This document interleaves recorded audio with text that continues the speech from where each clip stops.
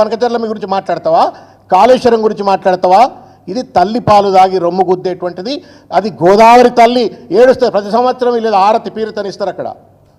మరి ఎందుకు ఇస్తారో ఆరతులు? ఆ గోదావరి తల్లి ఏడుస్తూ ఉంది. అలా ఇటువంటి చెత్తగాళ్ళందరినీ కూడా మేము ఇలా ఎంపీలుగా శాసనసభ్యులుగా బీజేపీ నుంచి ఎన్నుకుంటే ఇలా గోదావరిని కూడా దొంగతనం చేస్తూ ఉంటే కనీసం దాని గురించి కూడా రక్షకు రావట్లేరు అని చెప్పని ఇవాళ గోదావరి తల్లి ఏడుస్తున్నట్టు ఒక పరిస్థితి, అక్కడ ప్రజలు ఏడుస్తున్నట్టు ఒక పరిస్థితి.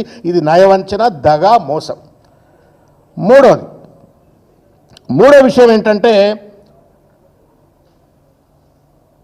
మేడిగడ్డ ఇవాళ మార్బీ బ్రిడ్జ్ అహ్మదాబాద్లో కూలిపోయింది. It's already restored.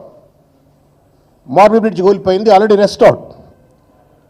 అయోధ్యలో రామ మందిరానికి లీక్లు వచ్చినాయి, దాన్ని కూడా నీళ్లు మొత్తం గారిపోయింది. మనం చూసినాం ఓపెనింగ్ అయిన తర్వాత. ఆడేం సిబిఐ విచారణ లేదు, లేకపోతే వాటిని పడవ పెట్టలేదు. మొత్తం లక్షల ఎకరాలకు నీళ్లు అందించేసి తెలంగాణకు వరదాయినిగా మారిన ఒక ప్రాజెక్టు ఒక 2 పియర్స్లో రిపేర్కి వస్తే, క్రాక్స్ వస్తే, ఒక కరీంనగర్ మంత్రిగా ఉండి కరీంనగర్ నుండి ప్రాతినిధ్యం వహిస్తున్నట్టుగా పార్లమెంట్ సభ్యుడిగా, కేంద్ర మంత్రిగా ఉండి ఇమీడియట్గా ఆ ప్రాజెక్టును రిపేర్ చేయించి రైతులకు అందుబాటులో చేయాల్సిన కనీస సోయి లేకుండా చిల్లర మల్లరగా కేసీఆర్ గారి పైన, బీఆర్ఎస్ పార్టీ పైన మాట్లాడే ప్రయత్నం చేసినాడు. ఎంత సిగ్గు అనిపించింది మాట్లాడుతుంటే. నాకు అనిపించింది ఎట్లా లీడర్లు అవుతారు వీళ్ళంతా, ఎట్లా లీడర్లు అవుతారు వీళ్ళు. పోలవరం కొట్టుకపోయింది, మనందరికి ఎరికే కదా. వేల కోట్ల రూపాయలు ఖర్చు పెట్టిన తర్వాత పోలవరం కొట్టుకపోయింది. అది కూడా అడ్డమైన కన్స్ట్రక్షనో మరి డిజైన్ లోపమో మొత్తానికి ఏదో కొట్టుకపోయింది. కొట్టుకపోయిన తర్వాత ఎవరు కూడా సిబిఐ విచారణ జరపాలని చెప్పని అడగల. ఏ ఎన్డీఎస్ఏ కూడా అక్కడికి వచ్చి పోలవరం డ్యామ్ ఎందుకు కొట్టుకపోయింది, డిజైన్ లోపమైంది, కాంట్రాక్టర్ లోపమైంది, ఎవడెవడు ఏం కమిషన్లు దొబ్బిండు అని చెప్పని ఎవడు కూడా విచారణ చేయలే. ఎందుకంటే దొందే అక్కడ ఎన్డీఏలో భాగస్వామి కాబట్టి ఎవడు కూడా పట్టించుకున్న దాఖలాలు లేవు. అయినప్పటికీ కూడా పోలవరంకి జాతీయ హోదా వస్తుంది, ఇప్పించింది బీజేపీ, ఇచ్చింది బీజేపీ.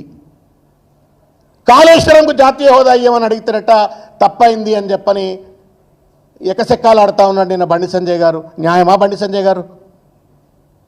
న్యాయమా? మీరు పోలవరం కొట్టుకుపోయిన దానికి జాతీయ హోదా వస్తే తప్పులేదు, కానీ కాళేశ్వరం మొత్తం తెలంగాణ రైతాంగం భవిష్యత్తు మార్చినటువంటి ఒక 2 పిల్లర్స్ మాత్రమే, 85 పియర్స్ ఉన్నటువంటి ఒక పెద్ద బ్యారేజ్లో ఒక 2 పియర్స్కు రిపేర్లు రావాల్సిన పరిస్థితి ఏర్పడితే అవి రిపేర్లు చేయకుండా దానికి నువ్వు అట్లెట్లా జాతీయ హోదా ఇస్తా అని చెప్పని ఎకసెక్కాలు ఆడతాడు. జాతీయ హోదా ఇవన్నీ మంచిదైంది అనేటువంటి ఒక రీతిలో మాట్లాడుతూ ఉన్నాడు.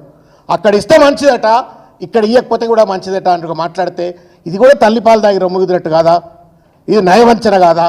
ఇది దగా కాదా? ఇది మోసం కాదా? మీరు నాయకులై ఉండి ఈ ప్రాంత అభివృద్ధికి పాల్పడడం అంటే మీ చిల్లర రాజకీయాల కోసం ఇవాళ ఈ ప్రాంతానికి విఘాతం కలిగించే విధంగా ఒక ప్రాజెక్టును రిపేర్ చేయించకుండా జాతీయ హోదా అట్లెట్లిస్తారు అని చెప్పని నువ్వే మాట్లాడితే చంద్రబాబు నాయుడు ఏం మాట్లాడాలా? లేకపోతే ఢిల్లీలో ఉన్నటువంటి ఒక బీజేపీ పెద్దలు ఏం మాట్లాడాలా? ఇది నయవంచన అనే ఒక విషయం వారు గుర్తుపెట్టుకోవాలని చెప్పని నేను కోరుకుంటా ఉన్నాను. చాలాసార్లు చూస్తాం మనం, కేంద్రంలో మంత్రులైనటువంటి ఒక లాలూ ప్రసాద్ యాదవ్, మమతా బెనర్జీ, లేకపోతే మన వెంకయ్య నాయుడు గారు, లేకపోతే మన బండారు దత్తాత్రేయ గారు, whenever they the ministers in the government of India, వాళ్ళ రాష్ట్రాలకు ఎక్కువ నిధులు పట్టుకొచ్చుకుంటారు. పర్టికులర్గా రైల్వే మినిస్టర్లు అయితే విపరీతమైన నిధులు, పట్టణ శాఖ మంత్రులు ఉంటే విపరీతమైన నిధులు పట్టుకొచ్చుకుంటారు.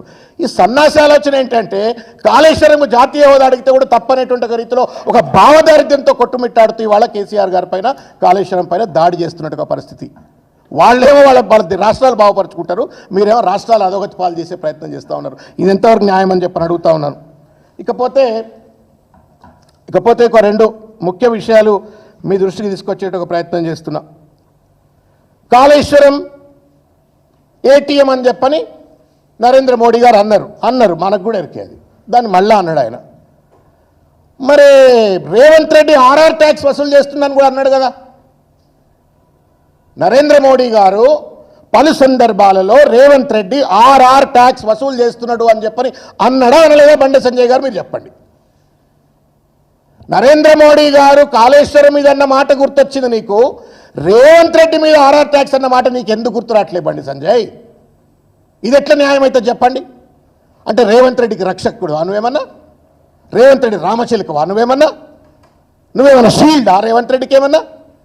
ఒక్కసారి నేను రాత్రి నుంచి దొలాడుతా ఉన్నా, because when I making this statement I wanted to be little more authentic. ఎక్కడన్నా బీజేపీకి చెందినటువంటి ఒక తెలంగాణ రాష్ట్ర నాయకత్వం రేవంత్ రెడ్డి పైన సిబిఐ విచారణ జరగాలనో, ఈడీ విచారణ జరగాలనో, రేవంత్ రెడ్డి చేస్తున్నట్టు అవినీతి పనులపైన ఒక్క మాటన్నా ఎవరన్నా మాట్లాడినరా అని చెప్పని రాత్రంతా కూర్చొని దొలాడినా. ఏఐ టూల్స్ చూసినా, గూగుల్ చూసినా, ఇవి చూసినా, అవి చూసినా, ఎక్కడా కనబడతలా. సిగ్గు ఎగ్గు లేదు ఇప్పుడు ఈ బండి సంజయ్ గారికి కావచ్చు, ఇంకోళ్ళకి కావచ్చు. మోడీ అన్నాడు, ఆర్ఆర్ అన్నాడు, ఏటీఎం అన్నాడు. మరి మోడీ అన్న మాటని నువ్వు ఎందుకు మాట్లాడతలేవు? మోడీ విధానమే మా విధానం కాళేశ్వరం అంటున్నావు. మోడీ ఏమైనా రిపేర్ చేయొద్దు అంటున్నాడా?